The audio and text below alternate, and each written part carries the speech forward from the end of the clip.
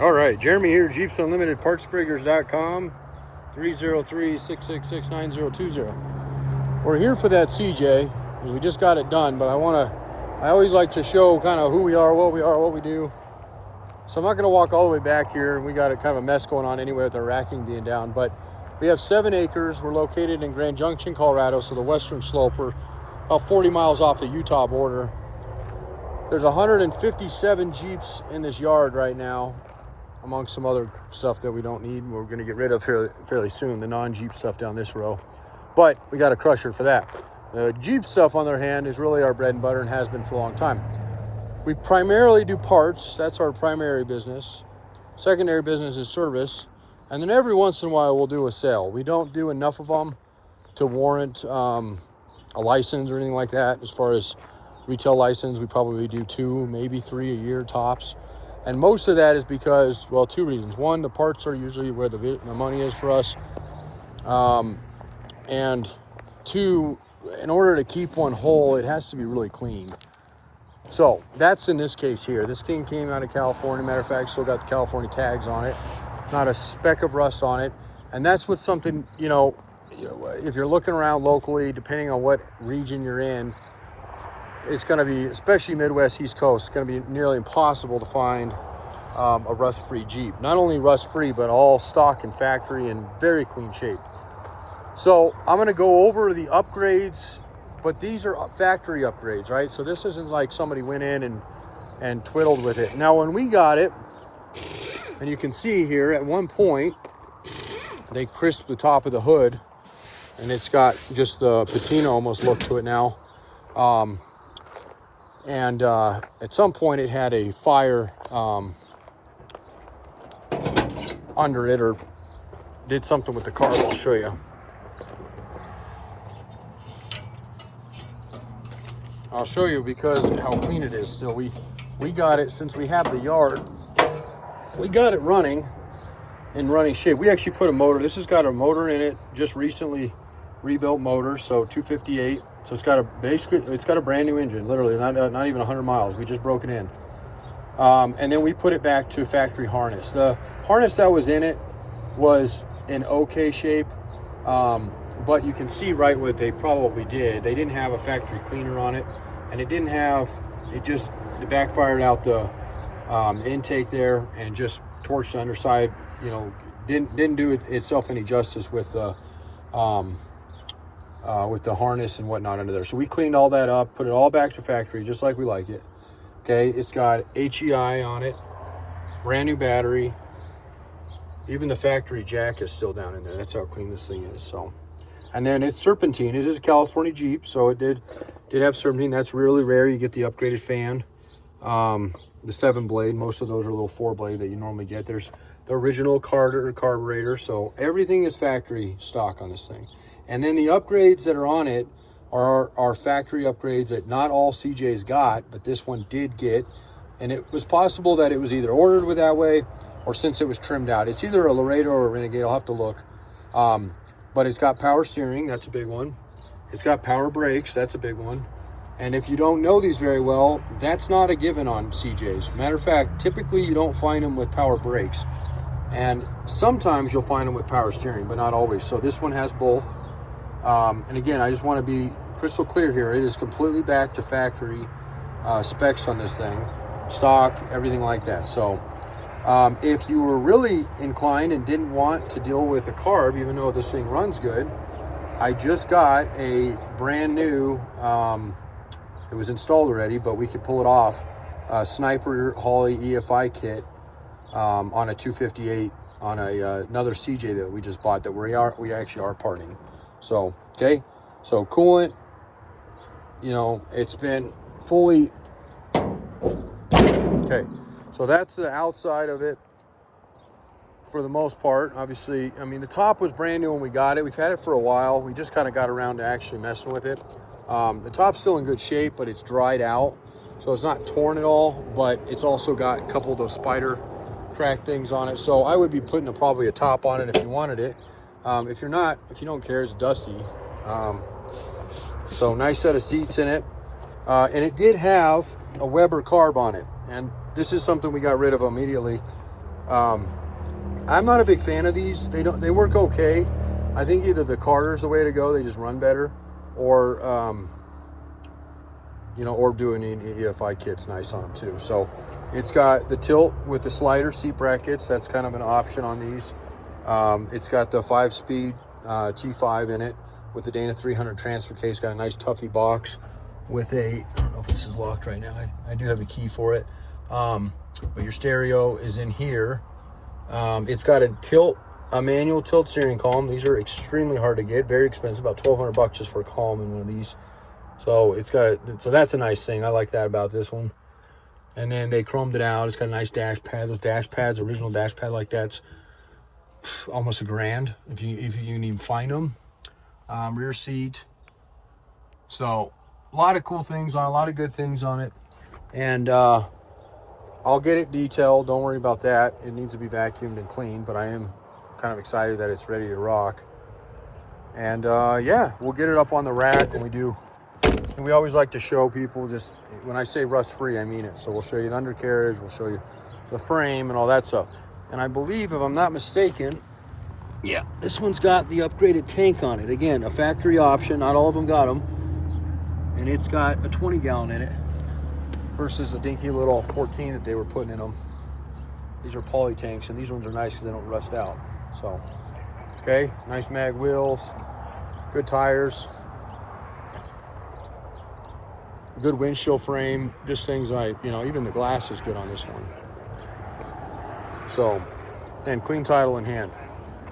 Okay, so questions, comments, let me know. I'll do a test drive with it later when we get it all cleaned up. And then I'm going to show this one as well, because I've had a few calls this week. It's that time of year, people start getting the buzz. I'm not 100% sure, and I've said this for a while now, because I've had this other Jeep for about as long as I've had that silver one for. That I was going to sell this other one. But I have two options with it. This is a chassis. We got also out of California, so it's beautiful too. We could go back to stock and go with the 258. Matter of fact, we could pull it out of that CJ we just got in and either do it with a carb or that EFI kit. And then throw either era specific would be a T5, but we could really put anything. We could do a T18. We could do a T176. I wouldn't do anything other than 3-speed wise. Or we could even do an automatic. We are going to have an automatic. It's this orange one here. This silver one here is actually a customer's from Pennsylvania that's getting he's got an automatic now. He shipped it out to us. He wants it to look factory and feel factory, but wants it to be a manual. So that's a clean Jeep, especially from the Midwest. Crazy, but he didn't get that out of the Midwest, obviously. Matter of fact, that's actually one of the ways I met him. I sold him those doors that are on that thing. And we've become friends since, and he trusts us and shipped us a Jeep. So this is the one. This is kind of my baby that's been sitting and doing nothing for a long time. So it's beautiful and really could be done any way possible, or any way somebody wanted to do. It's all together except for the drivetrain. And it makes a great candidate just to say, hey, let's throw this in it, let's throw this in it, whatever, It's got the clock and the RPM and uncut dash and tilt wheel as well. Shackle reversal, see you, Jerry. And it's set up for power brakes as well. And then we, of course, do power steering when we do this one. So harness is in it. So it'd be pretty easy just to go back to a 258, which is what it had to begin with. Or, and this is a kind of a long story, I won't get into all the details, but we built a motor for a guy about 2 years ago, a Buick Dauntless, an old Dauntless. And when we went to deliver it, he was short. And it was right around Christmas. I was kind of in a bind. And he said, I got this brand new motor. And I'm like, I don't want to trade, man. I just want to get paid. I didn't really have much of a choice, but I ended up with something really good. I ended up with a Crate 383 stroker from, you can see it there. and that thing's wrapped up, ready to rock. So obviously that one would be hopped up, or it's already hopped up. We have to build around it, and that's really where we're leaning right now, and going to an automatic. So I would pull out the manual. I love manual Jeeps, don't get me wrong. They're I do enjoy driving. They're kind of like a sports car. I always like things that are manual, but I've been driving my little TJ up there, which is about to come apart as well, that little white one. And it's an auto, and I got kiddos now, so I'm halfway tempted to throw that 383 in it with a turbo 400 and call it good, but we'll see. There's a couple other ways we can go with it as well. So we build all our own trannies here. We build all our own engines here. We do not build our own axles. We do inspect our own axles for ones that come out used that we resell. But we do have a guy that we send them off to do those as well. And then that guy right there, completely out of the CJ realm, but it's kind of a rare bird for anybody out there looking, or know anybody looking. It's a fairly low miles. I got 160 on it. It's a 98.59. So they call those the SRT 8 of the 90s. They only did 1 year of the 5.9 liter, all factory. So that one's available as well. And then that CJ that I bought to part, which we already sold the windshield frame, I just want to walk up here because I got to come up here and work on something anyway. We actually live on the property.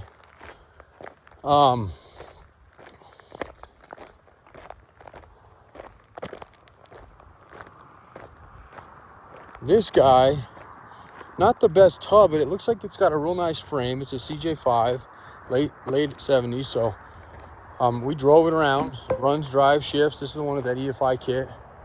And the reason it's got the soft top folded down, because I just sold the windshield frame.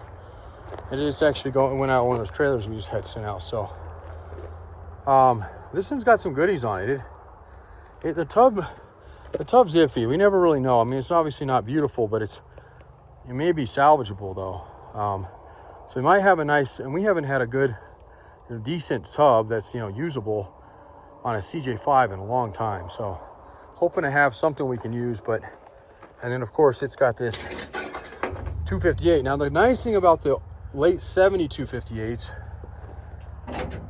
is they're factory a little bit torquier than the later stuff, because in the later stuff they were using a 4-weight counterweight or a 6 counterweight on the crankshaft on these 258 cranks, and this particular one has got a 12. So for the guys who build strokers or want to build a stroker someday, this has got an excellent builder for it. But this thing runs and drives. I wouldn't want to necessarily tear this one apart.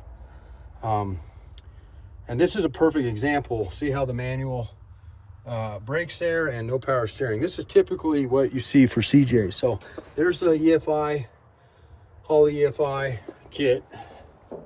I bet this thing's dead. I'm just gonna put it up here. Let's see how the hood already got a little bit of damage on it. The lock thing is jammed up. There we go. Okay. Just don't want the wind catching it. Oh, let's see if she fires up. I think she did. Oh. Well, this is the little screen for it, although I don't see much coming on of that guy.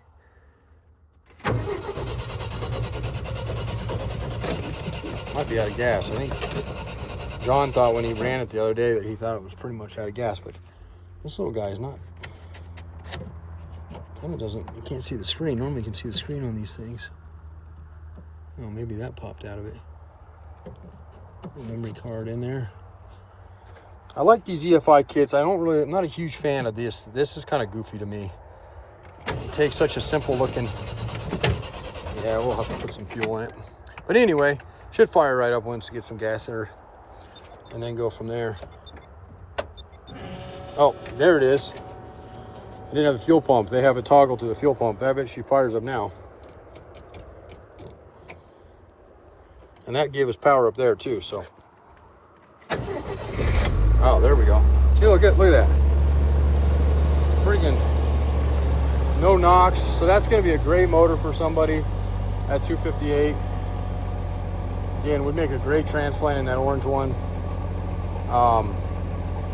And that fuel injection's cool. I just don't like this, but you could hide this down underneath. You don't really need to see it. It is tunable and adjustable and all that. And for, you know, for wheeling or around town, it actually would be nice. You get a lot better fuel mileage out of those than the low carb. So, okay. And then we just make sure we turn that guy off. All right. Well, that does it for me. And I'm done for the day, other than going working on the boat now. So, questions, comments, concerns, have at it. Okay. 303-666-9020. Since this ended up being kind of an overall video update, I'm going to show you my TJ that is, I'm kind of sad it's coming apart. We sold a transmission, an automatic, to a guy. Drove the thing around like this one months before, and he's saying it's shuddering. So he's in Colorado. He's a little bit of a distance. I just finally said, you know what? I'll send you the video of the one I'm driving now, which is this guy, and I'll get this one to you, and I'll just take that one and put it. I'd like to put it back in here when I drive it around, because I know that one works. I don't know if he got enough fluid. I had one guy not too long ago call me, and we just sent him a rebuilt tranny, and he got it in, and he's like, hey, it's just not shifting correctly. I asked him, you know, just comment like, hey, how much fluid did you put in this thing? He was in Florida, super nice guy. And he's like, well, I thought that, but I checked the stick. Well, he had an aftermarket dipstick on it, and it was reading like level. So he told me about that, and I go, okay, well, how much fluid did you put in? He said 4 quarts. I go, no. It takes minimally, I don't off the top of my head, maybe 10, 12. They're a lot more than 4 quarts. So luckily he hadn't really driven around on it much. He put that in, it was just fine. So fluid can be a big deal, and that's what I'm having. I have a feeling that he may have a fluid thing, or he might have had the filter. He put a filter on it, and if he didn't get that filter seated, it may have unseated itself, and that will cause an issue like that too. So, and if not, I'll take it in and have it built and put it back in it. So, this will give you kind of a nice bird's eye view of our yard here. And then I make my own runs usually. This weekend I actually was supposed to leave next week for East Coast. I don't know if the garage is open down there, we walk by it, but my truck's currently getting dissected, getting the turbo put on, so the cab had to come up. And then the trailer's got it, that one that we just passed over there has got some work done. So I was up against the clock and finally said, screw it, let's just bring in our hotshot crew and get them to deliver. So they delivered 17 pieces, 3 separate trailers, all the way out to Massachusetts, Minnesota, Michigan, all those. And then one last thing, as we look down in the yard here, we got our tubs and frames over here. That bad boy right there finally got finished up this weekend as far as paint goes. That's a customer's Jeep. Another one that got shipped in, that one's from Chicago area. And we even installed a paint booth to finish this thing. We got a little bit of stuff to do ourselves on it, but the paint work's finally done. That was a nightmare because I hired a painter and it ended up being a pain in the ass. He just did not want to come out and work. So that was almost 6 months ago. He painted the back half, but didn't get the front half done. So needless to say, I will never do that again. But I was super happy the way it came out, and brought one of my old crews in to paint it. I haven't seen for a few years. They agreed to come up from Pueblo, which is a couple hundred miles. And they just blasted it out in a weekend. So we're hoping everything is good on that. And then hopefully that thing is going to be delivered here in the next couple weeks, along with maybe that PA one. So, okay, well, that's it. Jeremy here again, Jeeps Unlimited, partsbreakers.com, 303-666-9020. Have a great week. This is the start of June of 2026, June 1st today. So